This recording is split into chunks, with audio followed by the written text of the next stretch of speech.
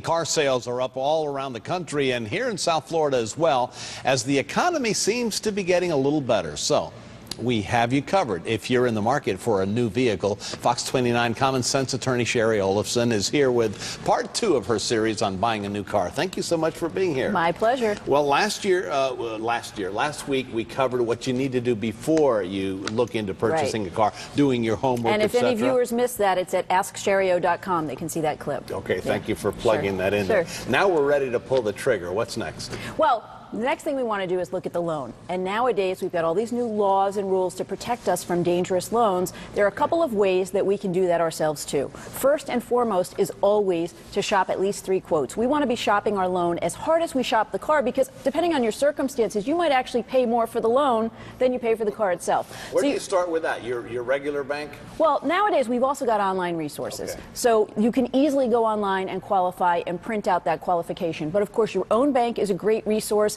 Shopping at the dealer or a third-party financing company that the dealer might have in place is not a bad idea as one of those 3. But also, believe it or not, John, credit unions. 90 million Americans are members of credit unions, and they're actually doing half of the car loans now.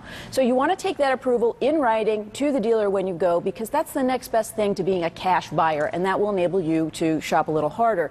Be careful of those bait and switches. When you see, no interest financing from a manufacturer on TV, remember we've talked before about different loyalty and reward programs. These are for-profit companies. They are not 501c3s. They have shareholders, and they're obligated to make money for those shareholders. So when you see a great deal like that, it's really for the prime borrowers, but there is always going to be a way that they're actually making money off of a great deal like that. So you have to be careful. Either the car is going to cost more money, or they're making money off of everyone else who's going to go in thinking they get that and not get that. So you want to be careful. All right, that's the money aspect of it. Now, what do you have to do? You have to do the part that most people hate, and that is actually make the deal. You got to make the deal. Now, once you get to the dealership, you're going to see that there's 2 different prices. You have the MSRP, which is the manufacturer's suggested retail price.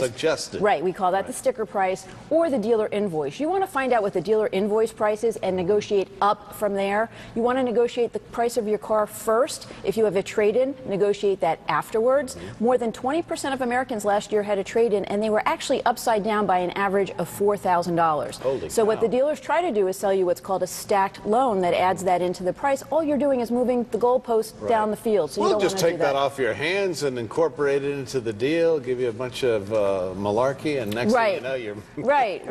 Well, and that malarkey is a great point, because you also want to read those documents. Don't be afraid to ask for copies of the documents you're going to have to sign and take them home. Take your time with a car purchase. Take them home and read them at home so you're comfortable. And last but not least, we all go into the dealer and we think we negotiate the price and we're done, and we're usually pretty happy with the price. Then we go into this little room with a man who's wearing a suit, right? And that's the finance guy. And we think we're done. That is actually the most lucrative profit center for a lot of dealerships. And that guy behind the desk is on commission only. So beware of all those add-ons, the undercarriage rust proofing and the warranty.